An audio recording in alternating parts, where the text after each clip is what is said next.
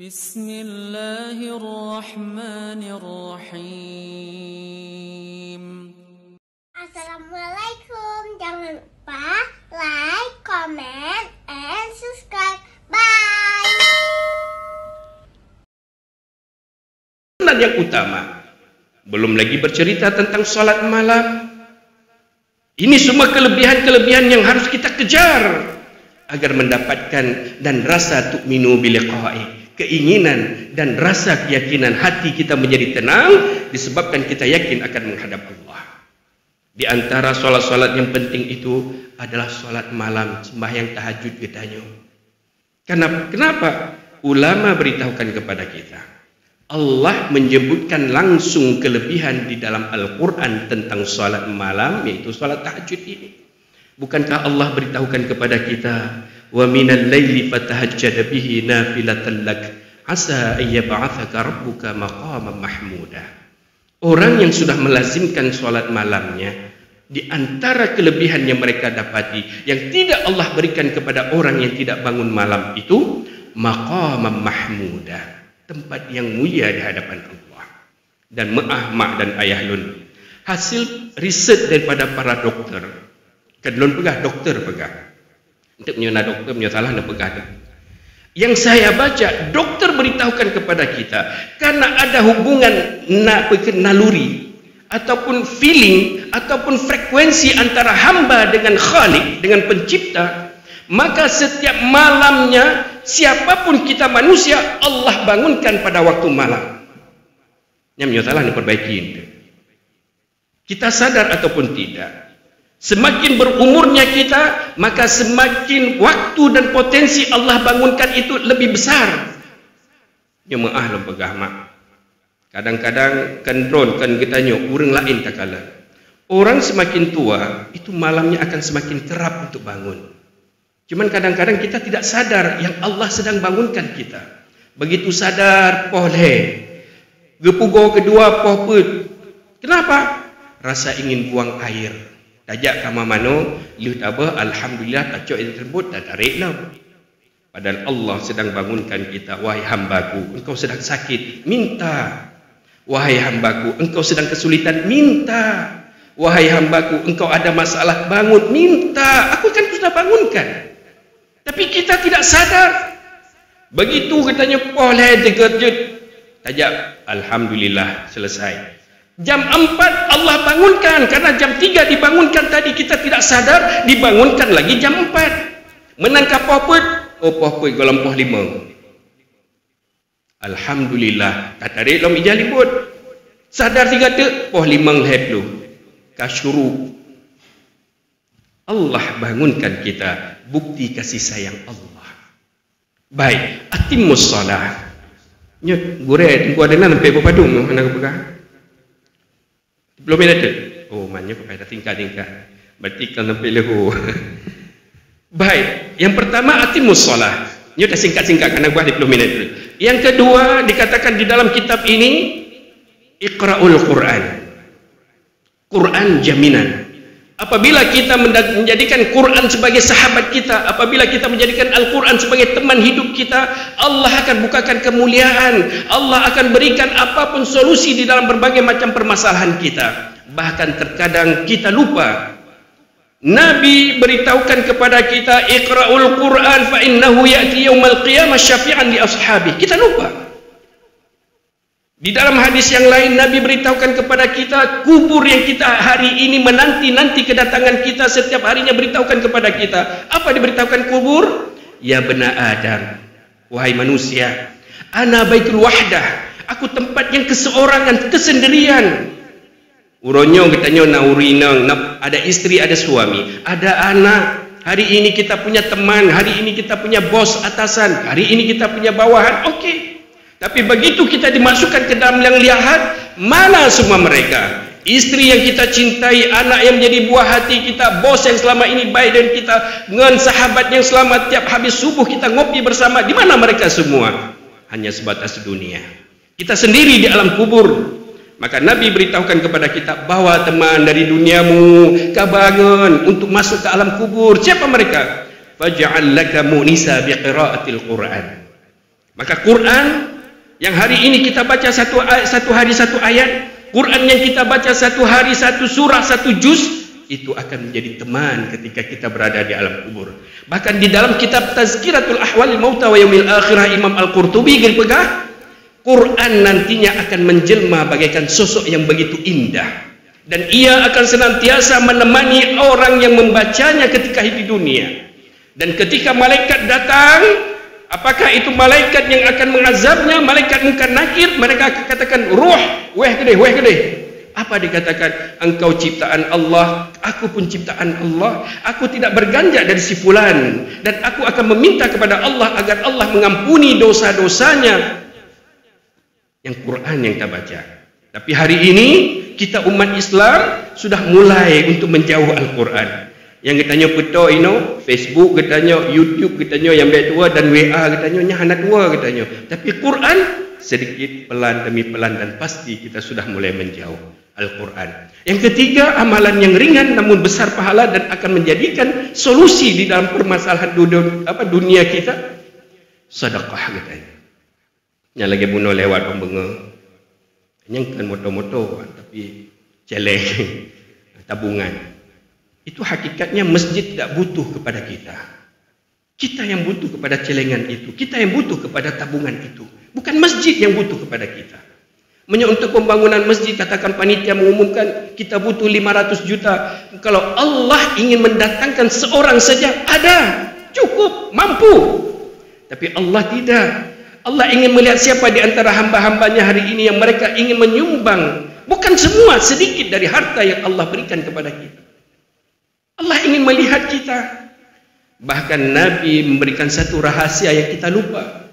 Dawu mardhakum bis sadaqah. Obatilah penyakit-penyakit ini dengan bersedekah. Ini yang sering kita lupakan. Kita menang sakit, kadang-kadang tak merempat dokter laju. Jut dan hanjut, bukan salah. Tetapi mengapa kita tidak beramal dengan apa yang disabdakan Nabi? Sedangkan itu menjadi uswah kita. Nabi katakan, dawu mardhakum bis sadaqah.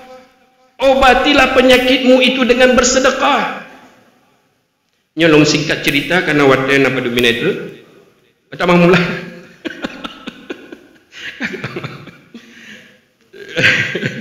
Insyaallah. Kisahnya sekitar 20 tahun yang lalu, Mak. Dan ini dulu pernah dimuat di dalam menyata baca Google itu ada, tapi nggak tahu sekarang masih ada. Kejadian kisah nyata, kisah benar, seorang TKW yang bekerja dengan majikannya di Saudi.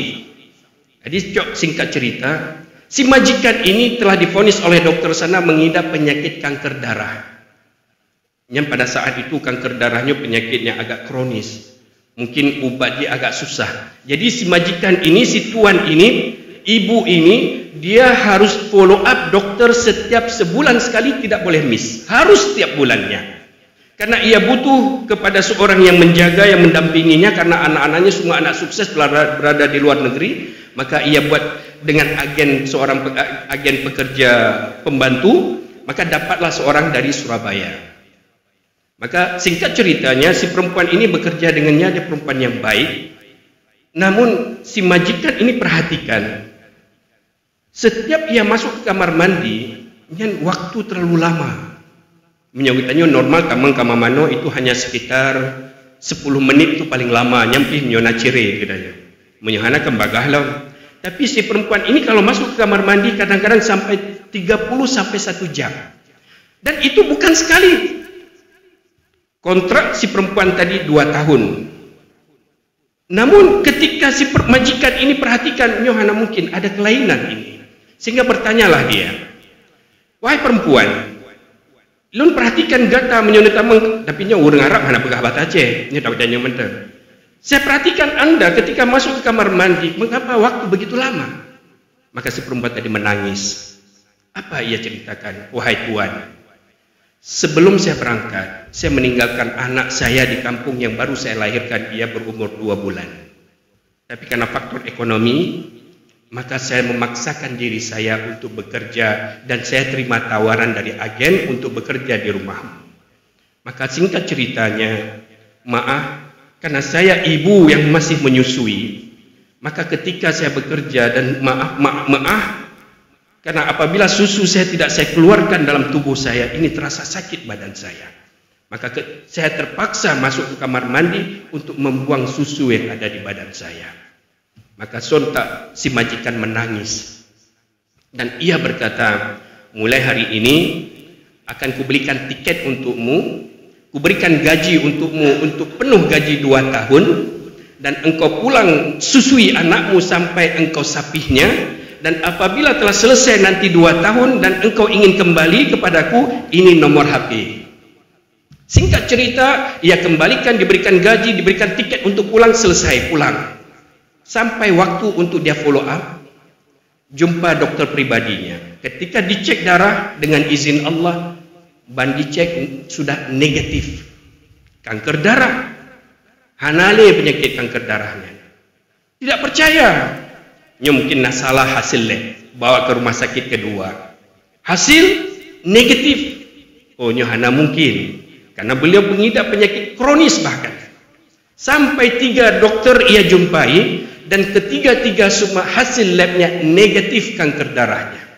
Sehingga dia bertanya, wahai makcik, wahai nek, ubat yang engkau minum hanya dengan sebulan penyakitmu ini sudah negatif. Aku tidak minum obat apapun, melainkan obat yang kalian berikan kepadaku. Hana mungkin.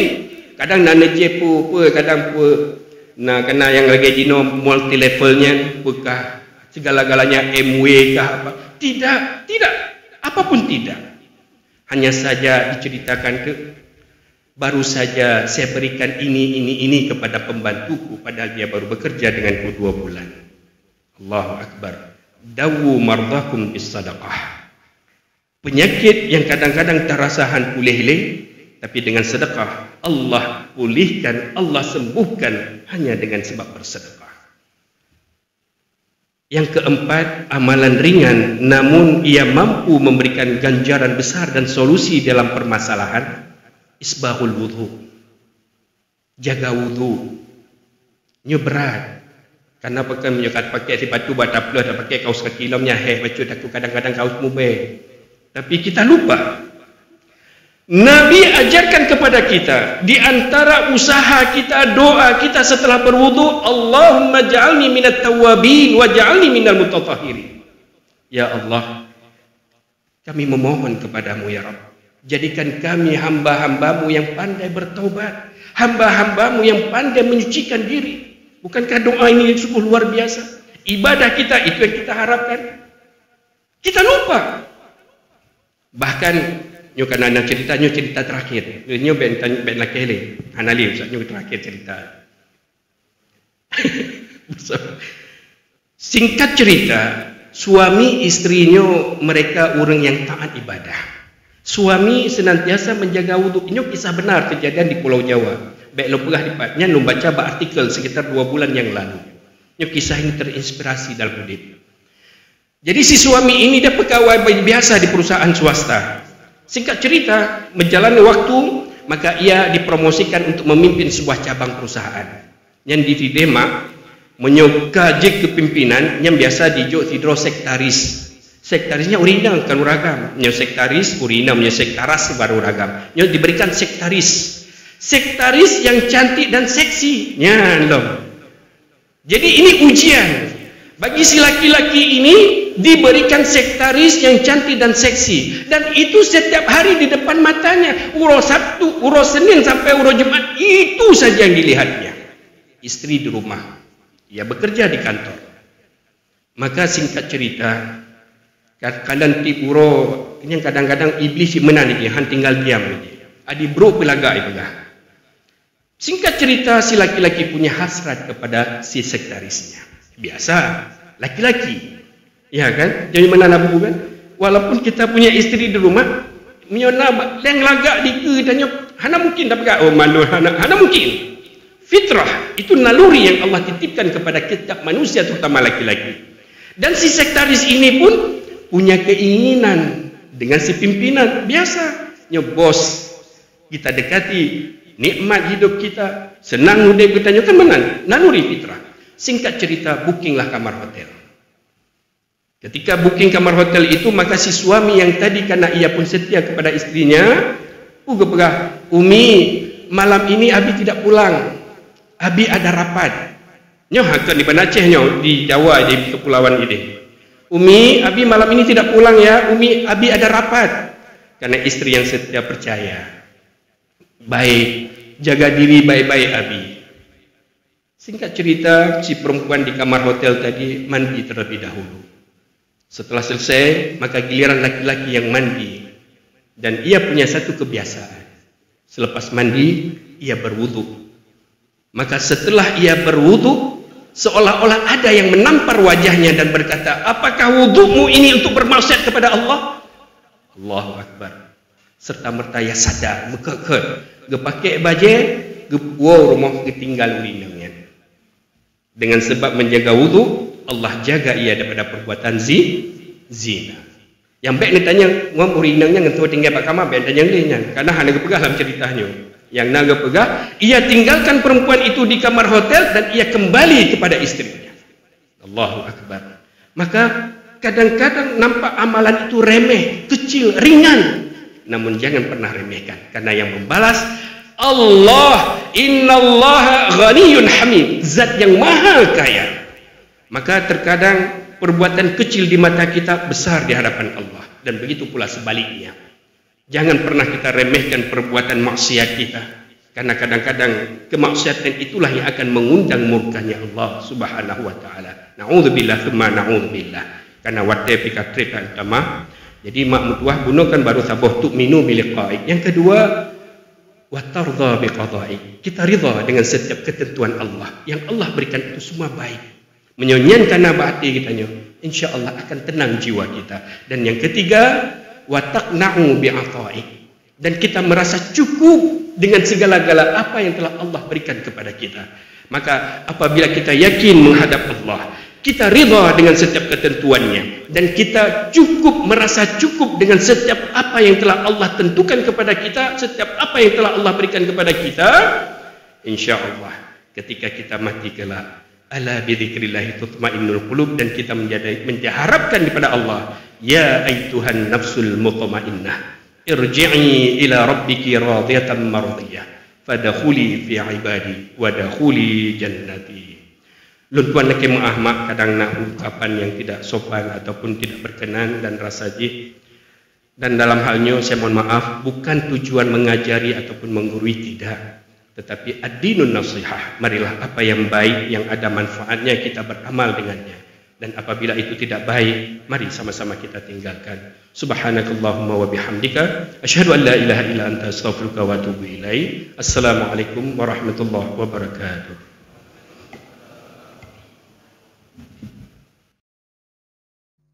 Sallallahu wasallam ala nabi sayyidina Muhammadin wa alihi wa sahbihi ajma'ina.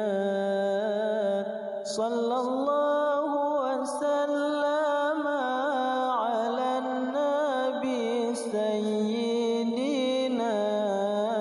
Muhammad wa alihi wa sahbihi ajma'ina.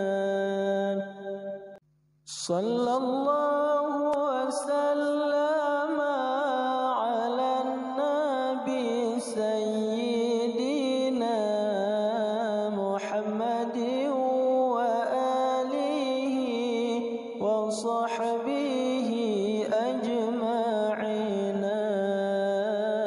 Sallallahu wasallam ala nabi. Hana kanong kopi Aceh, hana pahuli. Sallallahu wasallam ala nabi sayyidina Muhammad wa alihi wa sahbihi ajma'ina. Sallallahu wasallam ala nabi sayyidina